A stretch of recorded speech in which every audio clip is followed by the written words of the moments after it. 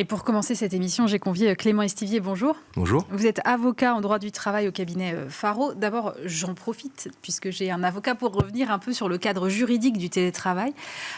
Comment est-ce qu'on s'y prend déjà quand on veut mettre en place du télétravail dans une entreprise? Est-ce que simplement c'est la direction qui le décrète ou est-ce qu'il faut systématiquement passer par exemple par un accord d'entreprise avec les délégués du personnel? Alors, concernant le cadre légal du télétravail, c'est vrai qu'on a eu une évolution extrêmement rapide ces dernières années pour justement s'adapter à plusieurs types de situations. On a le télétravail occasionnel ou le télétravail d'urgence concernant la crise Covid, là pour le coup, ça a été mis en place extrêmement rapidement sans accord de télétravail et on a beaucoup d'entreprises qui en ont profité pour mettre en place ce qu'on appelle du télétravail sauvage. Alors le télétravail sauvage c'est possible, mais c'est pas du tout recommandé. Aujourd'hui, nous, ce qu'on recommande à nos clients pour mettre en place du télétravail, c'est à minima une charte. Donc c'est un acte unilatéral de la part de l'employeur qui doit prévoir un certain nombre de dispositions, de mentions obligatoires qui sont prévues par le Code du travail. Et ce qu'on recommande, d'autant plus pour des entreprises d'une vingtaine, cinquantaine de salariés à minima, parce qu'il faut des représentants du personnel, c'est de passer par un accord d'entreprise. Il y a la possibilité aussi de passer par un accord d'entreprise avec le personnel directement, par un référendum. Ça, c'est une possibilité qu'on peut recommander, notamment pour intégrer et inclure les collaborateurs dans le processus d'élaboration du télétravail. Définir combien de jours par semaine, où télétravailler, le principe de réversibilité, de dire à partir de combien de temps, justement, on peut revenir en arrière, qui prend la décision, est-ce qu'on fait des points annuels, semestriels, etc. etc. Est-ce qu'on peut, dans ces accords, exclure une partie du personnel? Et si oui, sous quel motif? Alors, il faut justement respecter une forme, ce qu'on appelle en droit du travail, d'égalité de traitement. Donc, c'est-à-dire à partir du moment où on a des populations qui sont éligibles au télétravail, il faut, sur la base de critères objectifs, sélectionner des personnes qui pourront prétendre ou non au télétravail. Parmi ces critères objectifs, on peut éventuellement prévoir, notamment par exemple l'ancienneté. On peut prévoir des personnes qui ne sont pas en période d'essai.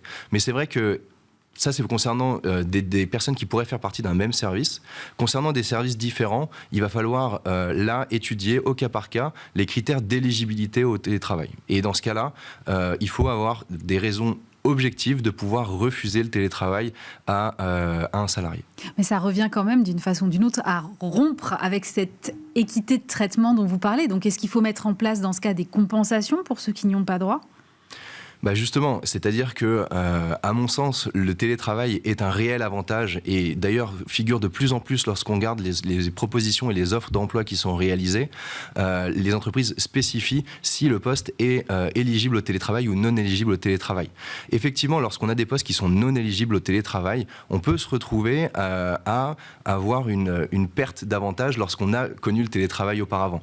Donc effectivement, des entreprises peuvent proposer des compensations pour justement, par exemple, favoriser tout ce qui est flexibilité des horaires, tout ce qui est également temps de trajet, et éviter également de se retrouver, par exemple, dans les heures de pointe concernant les transports.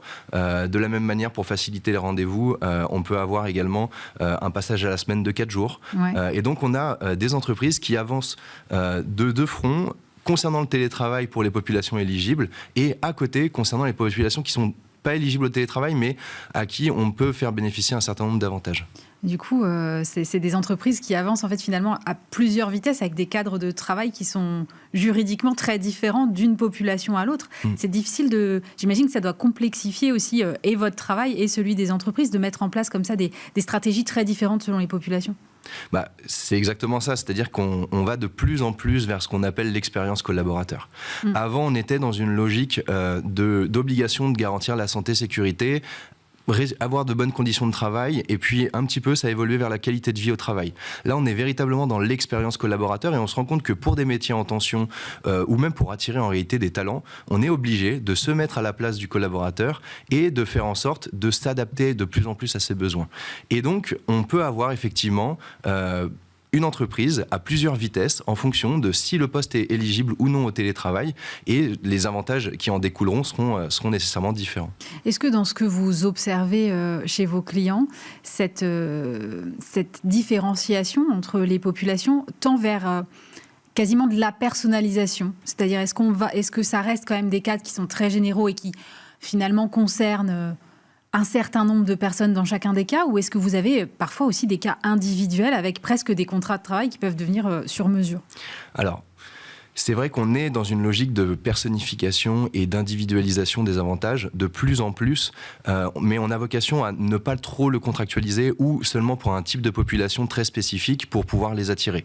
On reste en règle générale dans un cadre conventionnel assez général, pour pouvoir permettre à la majorité des salariés d'en bénéficier. L'objectif étant de ne pas se retrouver aussi avec trop de vitesses différentes en fonction des collaborateurs. Et donc, on reste, vous parliez d'accords d'entreprise, on reste avec des accords d'entreprise, mais des accords d'entreprise à tiroir, finalement. Donc, qui déclinent en fonction des types de population. Et on réfléchit toujours en catégories de population pour éviter justement la fameuse inégalité de traitement dont on parlait. Merci beaucoup, Maître. On va poursuivre cette discussion avec nos deux autres invités dans un instant.